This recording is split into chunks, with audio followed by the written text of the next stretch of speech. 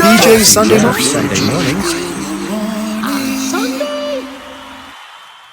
All right, so here we are, episode 1. Okay, so first of all, what's this? Is there a name to this campaign? What's this campaign called? What's the Isle of Doom?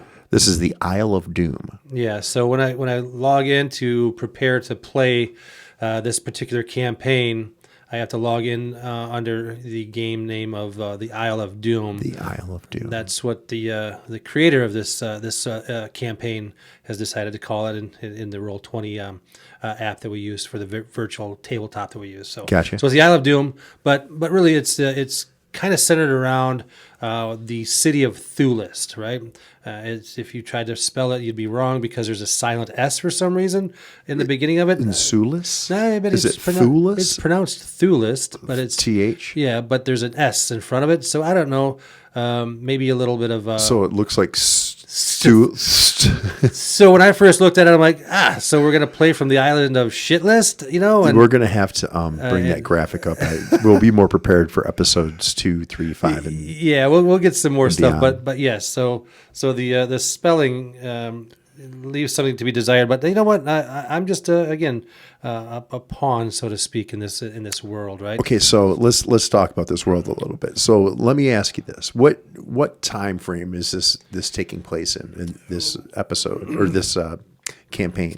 Well, I mean, I guess it would be akin to a galaxy far, far away kind of thing, right? It's not any particular relevant timeline, but it would have a feel of sort of just kind of post-medieval times where there's knights and squires and Merlin the magic user kind of feel for it. So it would be kind of a medieval kind of a feel to it. But there's all kinds of magic in the environment. Right. So magic it's not is rare. uncommon for something to come from the future into this. So it's like somebody could show up with an AK-47. It is possible. Yes.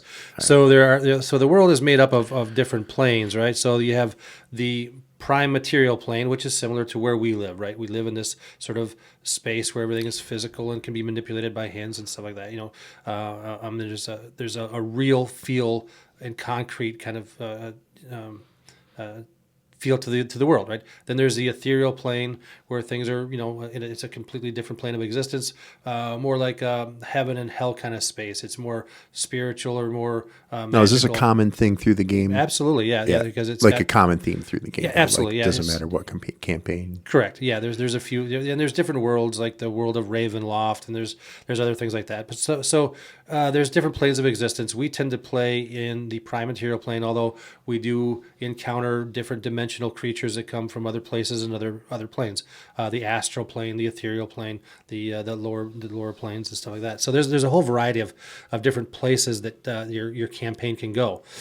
All right, which creates a lot of diversity for storytelling. And we've already said that this is a group of people that you've been playing with for a long time, and we're playing catch up for a few episodes here, and then we'll get into real time. Sure. But so how many actual humans are in the event right now? Actual humans? I'm not sure any of them are actual humans. They might all be aliens, for God's sake. Wow, yeah, fair enough. Right, yeah. But people who wake up every morning and go to bed every night, kind of those humans? type of folks. All right, yeah. so there's 5 of us. Let's see. Yeah, there's 5, and then our DM. So there's 6 participants overall. The person who is leading this story, who's developing the campaign, is our DM or game master. Right. And then there's 5 additional characters, of which there's a variety of character types. Some who focus on using magic and magical weapons and things like that. Well, we all use magical weapons of some sort, which are gifts from the gods, if you will. As our characters develop, and there's different skills and attributes and features that develop with your character's growth. Much like as you start as an apprentice in a particular job, your experience grows, your knowledge grows, and your abilities grow. And this is similar to that. So you have 5 player humans, characters, yep, and then 1 game master. Yep, dungeon master. So there's 6 people. Yep, and we know what do we decide? There's out of the 6 total humans, subhumans, whatever they are, people, for the actual breathing, we know 4 of them out of the 6 that like guys that we went to high school Three. with? There'd just be the three of us. So it'd be myself, Tom Higgins, Bill Bottomley. They're the three that we would know here Gotcha. locally from Gaylord, right? That went And to then high there's school here. three. And there's three that are just friends of friends. You know, they just kind of all come together throughout the years. So Bill is friends with all of these folks, right? Gotcha. You know, so he's the DM, and he's kind of brought these other folks together to play, and we play in his virtual tabletop application. And so we have myself here in Gaylord. We have one in Chicago. We have two that are in the Dallas area, and I believe the other two are in Pittsburgh or in Pennsylvania.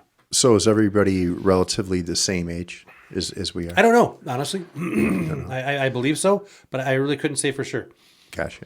Because I'm I don't wondering know them personally. I just see that- pictures of them. So I mean, for one, it's cool that you're still in touch with these friends from high school, because we're in our 50s now, right? yes, And then the other thing that's cool is not only are you in touch with them doing this game online, but you've also been able to find three other virgins to play. well, I don't know that would be the proper terminology. They've played elsewhere before. Well, I'm just saying that. To this group, I suppose, but Yeah, I'm just saying that. I don't know if that's the best Out of the 6 characterization. people in the game, do you think anyone's ever had real intercourse with? I assume so, because the two of them are a couple. They're married, so I assume they've dabbled in some extracurricular activities. But nothing confirmed. No. Okay. Yeah. There is a heavy dose of dorkdom that goes on for sure. I think that's what we're getting at here. You know, and I appreciate that. You know, I mean, 6 virgins, 2 of which we know for sure are married right now to partners. They have actual partners, and still not. I don't know. Where are you going with this? Just think it's a nice collection of people that. I think you're being a little stereotypical here in your perception of what this game is all about, right?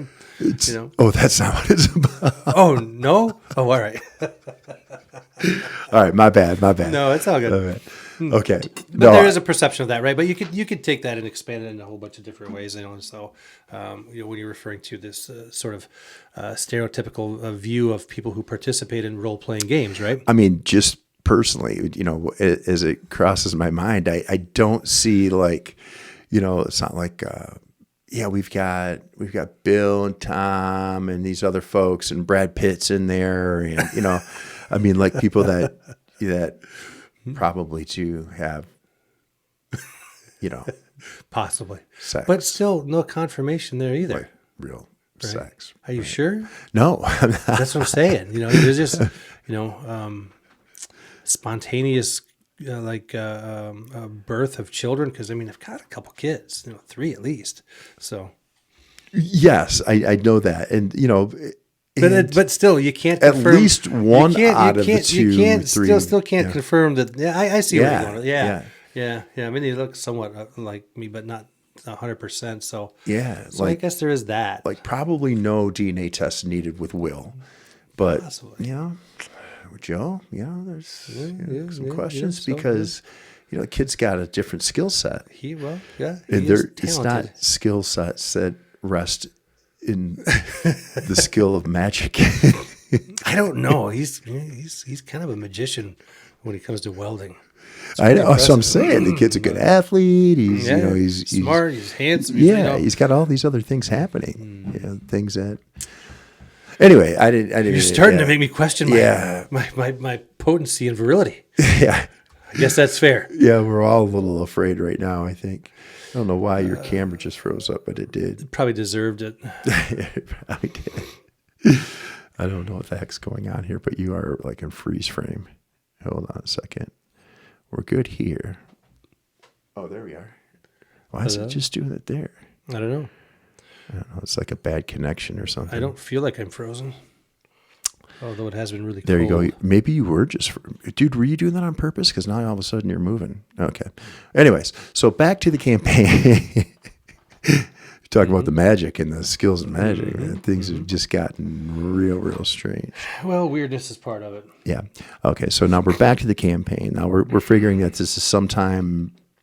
Yeah, if you were after to, the medieval period. yeah, I mean, if you were to characterize it as anything, it'd be sort of that sort of medieval kind of feel for it. There's no cars and airplanes and mechanical things like that. Just more basic mechanical things. Although some of them can be very creative, they would be probably driven by some magic force or something like that. It's a multiverse. There's a multiple. It's a pantheon of different gods and stuff like that. So. There's not just one necessarily single god, although people follow the gods and the different things, and that's how they derive some of their magic and the different things and the different arcane studies of magic to kind of create that. While there's other types who are just they're fighters or they're rogues or thieves, people who believe that the earth is the being bonded to the earth, or like rangers and characters like that who don't necessarily always use magic, but there's always magic kind of influencing everything in this world. And that you can use or call upon your deity or your god to assist you with in different places, right? There's healers and priests, like a cleric would be a character type that would do that kind of stuff, right? And they can heal. There's all kinds of things that you can purchase, different types of armor and weapons and healing potions or potions that are poison or magical potions that can do all kinds of wonderful things, and not dissimilar, I suppose, than to the pharmaceuticals of the time of today, right? You can get something for just about anything, right? So that's kind of the backdrop, right? And this campaign is started in the city of Thulis, which we've kind of touched on, and the city of Thulis is kind of a large city. It's got a little bit of everything. Are there walls? Is this a walled city? Yeah, I believe there are walls in the city. Yes, so you can come through the walls, and the walls are there to protect the city. But it's but there's open bazaars where you can kind of find the different things that you want to purchase for your adventures or your campaigns. You need food items, and you need bed rolls and rope and torches and boots and clothes and shit like that. So you purchase these. How long does each? I know you guys get together on Saturday afternoons. How many hours do you play? It just depends, but usually about 4. I think 4 hours. Four Yeah, to that's 5 good. hours, That's good. Yeah.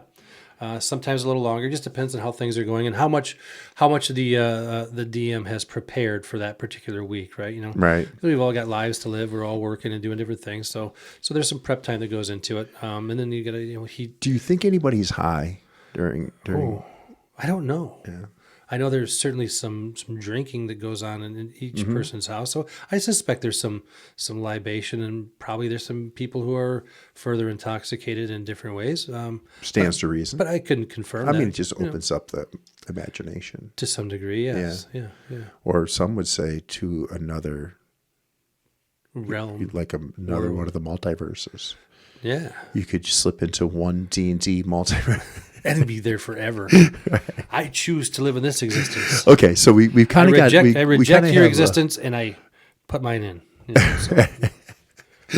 kind of have like an overview of what the game looks like. So let's get into some of the characters. So first of all, your character. Yes. Let's look at this guy right here. Now this is Oliver. I got him drawn up right now. And Oliver Butts or Boots. Just depends. It's a pronunciation thing. There's no umlaut there, so I guess it's Butts. So Oliver Butts, just kind of a random name that I chose for this particular character. And this particular character is a human. He's stunning. He's beautiful. Thank you. Yes, flowing locks. He does very similar to your own. I mean, how did you get a picture of yourself into this game? It wasn't easy. There were some copyright issues and things like that. But I got it worked out, right? Wow, so it's beautiful. Thank you. So he is at this time when we're putting up here is a 10th level character. 6 of the levels of experience are in the rogue class, and the other 4 are in the ranger class. And by doing that, you get different attributes and features that you can use to help strengthen your character's abilities and kind of help the party, the group of players in different ways to help them be successful in the campaign. Okay, so how did the 5 characters who are the other? We'll mention them, and then in a future graphic we'll have all their names drawn up. But who are the other characters? So the other this, four. this characters, the characters, or this party, as it's referred to, is balanced out with another rogue ranger cleric, right? Another character. He has three different class types. It's a rogue, a ranger, and a cleric, and so that offers some different abilities. Another one is a druid. Which we're familiar with druids and Stonehenge and stuff like that, but they're people who are deeply held beliefs in life and healing and the earth and stuff like that. There's a sorcerer slash magic user. He's primarily a magic user, sorcerer. And then the other one is a barbarian. Now, what these others have different races, right? So my character happens to be human. One is an otter folk is what they're called, and in this magical world that we live in, these are creatures that can have different abilities, and so they're small creatures, and they're much like otter, but they have a lot of human personification, so they can do the things that we all do. We talk and carry weapons and those attributes, of swimming and dark vision and stuff like that. Yeah, it's crazy. Like Aquaman. A little bit, but furry. Aquaman. Well, there are merfolk in this world, right? You can be a merfolk, right? A race. Aquaman kind of got gypped in the superpower thing, right? Because he use my sonar. His ability was to speak to fish. Like Superman could fly. Mm-hmm. Batman had all sorts of gadgets. They all have like their own. Wonder Woman had the bracelets. And the whip, the lasso of truth, and a kind of a badass invisible jet, Yeah, she had an invisible jet and a really killer outfit. Aquaman, he gets a scuba suit and the ability to speak to fish. He could swim really fast, I guess, but I don't know how. He couldn't hide very well because you have like an orange top and green pants. They're kind of scaly. They kind of stand out in the ocean. You're like, unless he's maybe around a coral reef or something, maybe it blends there. But he did have a trident. Didn't he have a trident? I think he had a trident. I don't think he had a trident. No, he just could swim. Yeah. Underwater. Maybe Jason Momoa's Aquaman has a trident. I don't know, but that's not the traditional. No. So back to the campaign. So how do the five characters meet? So we kind of just showed up in this city, for whatever various reasons. Everybody has their own little backstory. And then at one point, we all kind of convened, not planned, but at different times at this tavern. And, we all noticed something kind of going on in there, and we all entered because of our own selfish desires or needs, either having a drink or whatever. There was a ruckus that broke out within this tavern, and then, we all decided to kind of jump into the fight, so to speak, and battle with these evil creatures that kind of were harassing the tavern keeper. And then from there we kind of all discussed our similarities and what we wanted to do, and then we decided to join up on a particular quest, right? Because there's safety in numbers. Yeah, absolutely. Rule number one within the campaign and our adventure is never split up the party. Nothing good ever comes of that, right? So yes, there's safety in numbers. Like Republicans. Exactly. Yeah. You should never split up the party, but it happens, right? Sometimes it happens. Sometimes there's divide. There is, and usually when you have that divide, bad things happen. So I agree. All right, so that's how we all met. You meet up in a tavern, very Star Wars-esque, because it seems like all of the people seem to meet up in taverns. That makes sense. It makes sense to me. Who doesn't like to have a drink? Right. Yeah. Okay. So you decide that you're gonna band together. Now, are you staying in the city, or do you guys move out from the city? So for now, we're staying in the city. We kind of decide this is what we need to do, and then one of the characters said, "Hey, there's this lady that I know. Her name is Adelaide. She's got some really cool stuff. I want to go down there and talk to her." We all go talk to this person, and she says, "You know what? What I really could use is this item, right? I'm looking for this sort of magical flower, right? And if you guys could go and find this for me and bring it back to me, then I could really help you guys out, and you guys could, I'll pay you for it, right? I'll give you some stuff. I can help you out with maybe some new equipment, some magic items, maybe some information on whatever it is in your backstory that you're looking for, because she's kind of a mystical kind of a person. Turns out later she's a witch of some sort, but we don't know that yet, course. right? So we all are like, you know what? I'm just kind of lounging around the city anyway, not really much going on. You seem to have this little quest happening. I could dig that. So we all decide to kind of, get our gear together and join in this little quest. So we do. Okay, right out of the gate, is there anyone in the group? Does the group have a name? Not particularly, no. Okay, so we can't call you the Beatles. No, they So- end up breaking up anyway, so Yeah, it's that's not true. really a good thing. Right out of the gate, is there anybody in the group that's questionable as far as their integrity, or someone that you feel like you can or maybe cannot trust? Oh, absolutely. Okay. Everybody. Oh, so it's like that. You don't trust anybody. Well, because we don't really know anybody yet, right? So out of the gate, we're like, okay, you're just kind of trying to get a sense for who everybody is, maybe by their actions and the way they do things. Some characters can sense, these things. But I can tell you right away, my character is shady as hell, Oh, okay. right? And just kind of and so let me just there's different alignments that when you choose a character that you're going to play, and it goes from sort of a lawful good all the way to chaotic evil, right? So this is the kind of the alignments that people choose. Can based we on their see that backstories. on your character's? Not in this graphic page? right Okay. here. I'd have to bring up another one for you. But he started out kind of a chaotic good character. He's morphed into more of a chaotic evil character as he's gone along. And so what that means is you're not necessarily just an asshole, right? What it means is you just don't have the same beliefs as others, and you'll work with a group to benefit yourself and kind of create either monetary gain or power gain or whatever it happens to be to suit your needs.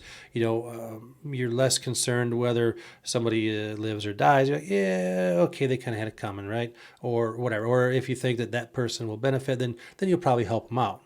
Then there's other characters who are like lawful good, right? They will do anything that they can at any time to help other people. Right. It doesn't mean they're super over the top, goody, but it means that they have a directed, they're kind of focused on trying to be good in every way and help, create betterment for everybody in the world or for their deity or their god or whatever it happens to be. So there's a whole variety. At this point of the game, we don't really know anybody. You kind of start to get a feel for it by how they participate with other people and what their actions are. But then at the same time, maybe my character doesn't want anybody to know, so he might go over the top and do some really good stuff.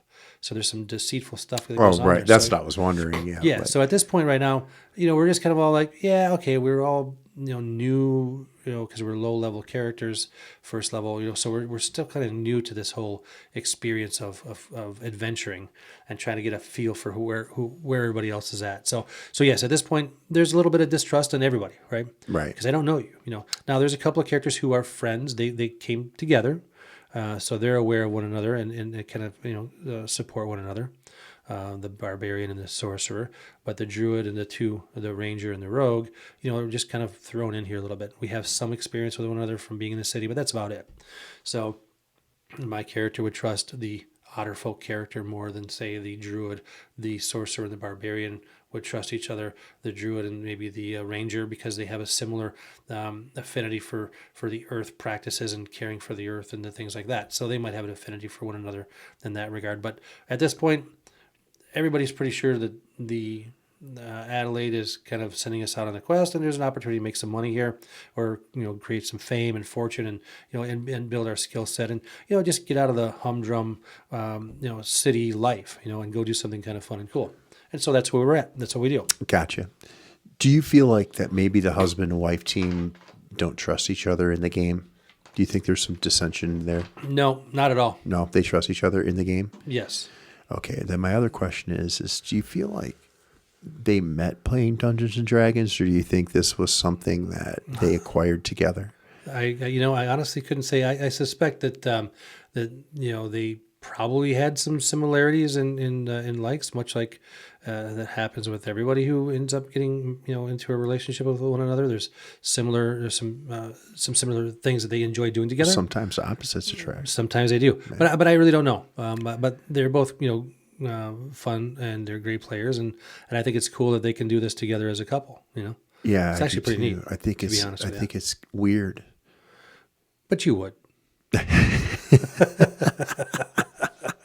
No, I actually don't think it's weird. It is cool. I just think it's weird that Look, this dude met the one chick that plays Dungeons and Dragons. well, so within this group, there are 4 men, 2 women. What? Yeah. No. True story. But you don't know because you don't really know who's on the other end. You know, it. We can speak to one another, right? Like we're doing right here. So yeah, so we can. so, yeah, so I'm pretty sure. Yeah, it's confirmed. Okay. Yeah, that is confirmed. All right. So, by the way, how's that Bob Ross picture going on? It's going good. It's going good. I see you've got a nice landscape working there in a little building in the buildings are background. hard. So, all right, buildings are really hard. Yeah, art is great. So, I mean, it is fun, man. It's funny. I was talking to my aunt, and she's a painter, but she's, I think she just turned 80, or she turns 89, I think, in March, and so she used to teach painting classes. So my mom has been sending a couple photographs of the paintings I've done. Yeah, and she's real encouraging about it. Is it the kind of encouragement that you expect to get from somebody who's experienced? You're like, oh no, I think that's really good. Yeah, like my sweet old auntie is going to be like, oh my gosh, why are you doing this? Like, what the? Yeah. So you said painter. So I just I know we'll get back to this in a second, but I can't help. What's the difference between a painter and an artist? I mean, is she an artist or is she a painter? Because Andrew's a painter. It's a good point. I'm just curious if there's a distinction there, and because I don't know. I don't think so. I mean, I could slap some paint on the wall. I think it's one of those. Doesn't make me a painter. Correct.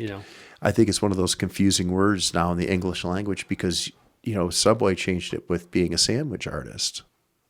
Yeah, you make an excellent point there. Yeah. So really, it doesn't matter. And then Jimmy John's threw down this gourmet sub thing. I know.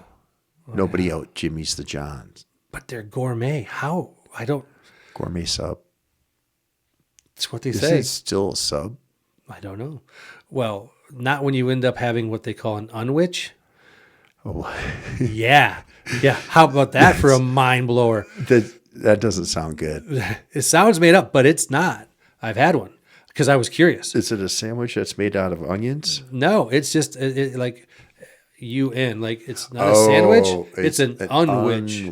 So it's a sandwich, but not a sandwich.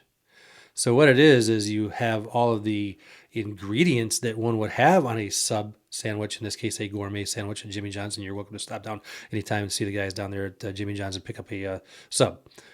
Does that count as an ad? Just gave him a bunch of free drop there. Anyway, I couldn't help myself. But no, so they just take all the ingredients and wrap it up in lettuce. Oh, well, it's probably better for you. So I suppose bread's the fun part, though. And I imagine it's probably a keto diet safe sandwich. Right. So if you were on the keto diet and you wanted to participate with the keto diet, you should probably drop down to the Jimmy John's here in town and pick up an unwich because it will satisfy your needs as a keto diet kind of guy. Isn't it basically just a salad? I don't know. Is it like a Cobb salad? There's no egg. There's no egg. Oh, okay. So I don't know if it could be a Cobb salad. Yeah, I think that's what distinguishes that. Okay, so back to the tavern, and what was? Well, we're past the tavern. We're at the witch's store. Well, she's not in the witch yet. We're at Adelaide's little store, right? Yeah. And getting some requests, and so she's like, "Here's what I got. I need this flower, right? All I can tell you is about what it looks like, and the last I knew it was on this island, right? So if you go search this island, I had some other people who would try to get this for me. They've not yet returned with it, but this is where I believe it's at. So we're like, yeah, sounds good. Do you have a boat? Well, yeah. So we went down to the docks. We hired a boat. We hired a boat guy, right? Now, I'm just guessing that the island could be the Isle of Doom. Dun, dun, dun. I think you're right. So I think this is a good place for us to stop for episode 1. I think what we'll do is we're going to leave it off right there with this group of vagabonds. We've got a quick review. We've got a stunning looking human. Absolutely. His name's Oliver Butts. Butts. He's a rogue ranger. Yeah. But at this point in time, though, he's just a rogue.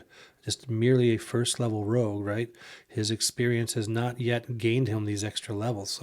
So what you're seeing on the screen is current, right? Well, not quite because I just gained another level, so I'm actually 11th level, which is significant. Does that jump you up one? Oh yeah, It's one more better, right? it is way one more better. Okay, so we've got Oliver Butts. Yep. We've got Balky, which is the other ranger. He's a ranger. Belky. Yep. He's also human. No, he's an otter folk. He's an otter folk. Yep. He's from Mepos, oddly enough.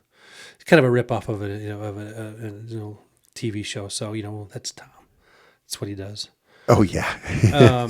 And then there's a sorcerer, a barbarian, and a druid. Of course, at this time of the campaign, we don't really know what anybody's. We kind of have an idea, you kind of get a sense of how they're dressed and what they're wearing, and Right. what they look like. You're like, okay, probably this, but you don't really know yet. So, and of course, the druid is kind of the mysterious one because we don't really know what she's all about. Because they got some makeup on, and Yeah, just different things. don't they so- usually have the white and black paint on their faces? Yeah, it could be. It just depends. In this character, there's not any of that, but just Okay. more earthy and stuff She's a like that. druid, But that's what we have which right I now. believe are English. Right, they could be. All right. Okay. Anyway, so we've got Oliver. We've got Belky. Yeah, Makud. This is Makud. She's the druid. No, Makud. Makud is the sorcerer. Let me get you the rest of the names here because I don't remember them off the top of my head. So we have Narwat. Yeah, no, I can't say it. Narwat is the druid, and Twill Aradak